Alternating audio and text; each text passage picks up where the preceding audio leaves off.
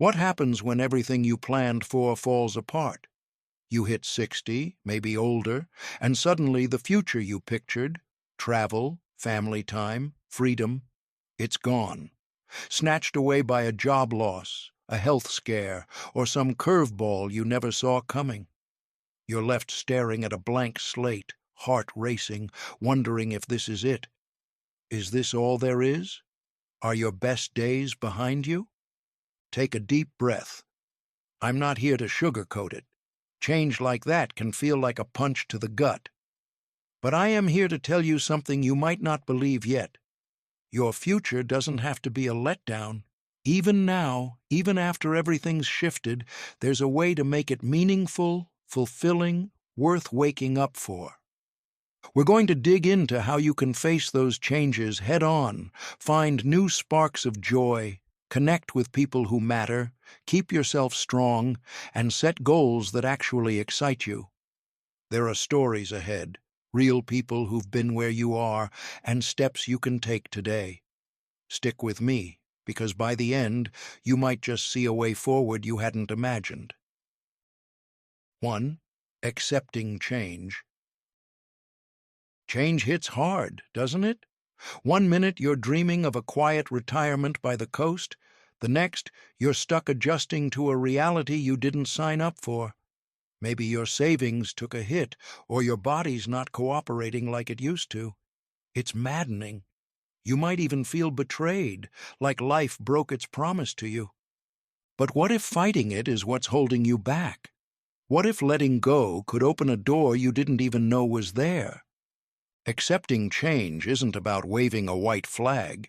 It's about staring it down and saying, okay, now what? Start by asking yourself what still matters. Your plans might be toast, but what do you still care about deep down? Feeling useful?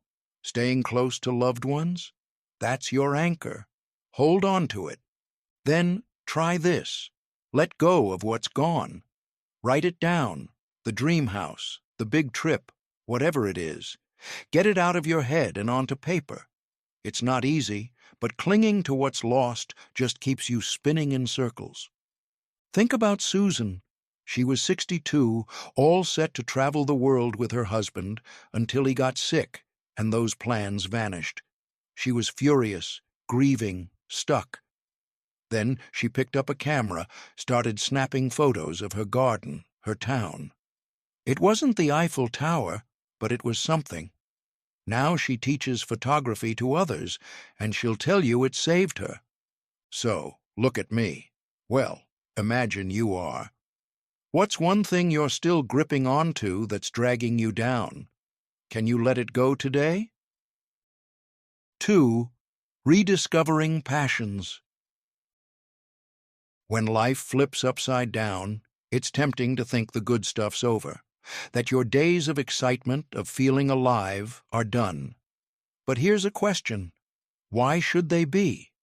Why can't right now be the time you find something that lights you up again? You don't need to be 20 to have passions. Maybe there's something you've always wanted to try but shoved aside. Painting, dancing, fixing up old cars, or an old love you let slip away. The trick is to stop waiting and start poking around. Here's where to begin. Get creative. Grab some paint, plant a flower, write a story, anything that feels like play. Learn something. Ever wanted to cook Italian or play harmonica? There's no deadline on curiosity. Use what's out there. Online classes are everywhere, free ones too. Pick one and jump in. Take John, 65, retired accountant. He was bored stiff, rattling around his house. Then he remembered how he used to strum a guitar as a kid.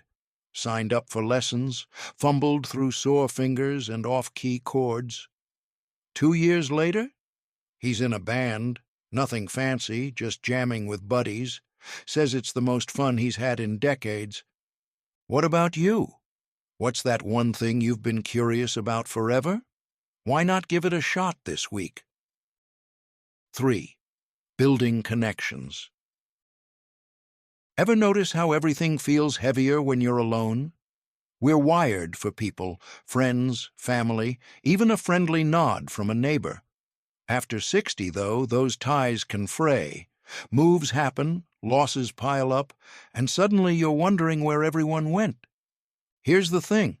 You don't have to stay lonely. Building connections, or fixing the ones you've got, can turn your whole day around. And no, it's not as scary as it sounds. Try these. Find your crowd. Join a club, cards, hiking, whatever clicks. Shared hobbies break the ice. Give a little. Volunteer somewhere. You'll meet people who care about the same things. Reach back, call an old friend, send a text. They might be waiting for it. Tech's a lifesaver, too. Video chats, Facebook groups. Distance doesn't have to mean disconnected. Maria's proof.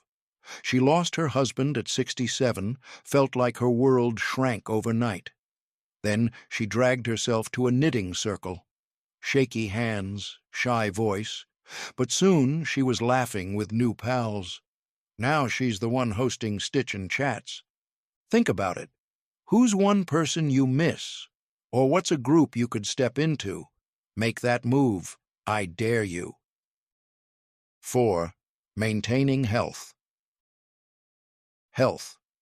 Yeah, it's not sexy, but it's everything. When your body's dragging or your mind's foggy, it's hard to care about passions or people. You don't need to overhaul your life, just nudge it a little. Small moves add up. They give you the energy to live, not just exist. And you don't have to choke down spinach smoothies to make it work. Here's what's doable. Move a bit. Walk around the block, stretch in your chair, anything to wake up your body. Eat smartish. More veggies, less junk, but keep the pie slice guilt-free. Mind your head. Talk to someone if you're down. Friend, pro, doesn't matter. Tom's story sticks with me. 70, tired all the time, brain like mush. His doc said, "Walk 20 minutes a day." He rolled his eyes but tried it. Weeks later, more pep, better sleep, sharper focus. Now he's hooked. What's one tiny tweak you could make today? Something so easy you can't say no? 5. Setting new goals. Goals sound like work, but they're not. They're lifelines. Something to aim for, to get you out of bed with a spark. And they're yours to shape, no matter your age or stage. Forget climbing mountains, unless that's your thing. Make them fit you. Plan a weekend away, start a scrapbook, grow tomatoes. The point is purpose. How to do it. Keep it bite-sized, big dream. Chop it up. Want to travel? Start with a day trip. Pick what fires you up. If it's not fun, ditch it. Pat yourself on the back. Every step counts. Cheer for it. Linda, 68, felt adrift when her kids left. Decided to paint, took a class, botched a few canvases, kept at it. Last year, she showed her work to friends, beaming, calls it her proudest win. So, what's your next goal? Jot it down, break it apart, take one step. You're tougher than you think. Life after 60 can blindside you, plans crumble, and it's terrifying. But it's not the end. You can wrestle with change, chase new joys, lean on people, shore up your health, and aim for something that matters. Susan found her lens, John his strings. Proof it's real, not just talk. You've got more in you than you realize. A future worth living isn't out of reach. It's waiting for you to grab it. Start today. Try that hobby. Call that friend. Take that walk. You're worth it. Tell me below. What's one thing you're going to do after hearing this? Or share how you've already turned a corner. I'd love to know. Pass this along to someone who needs it too. Let's keep pushing each other forward.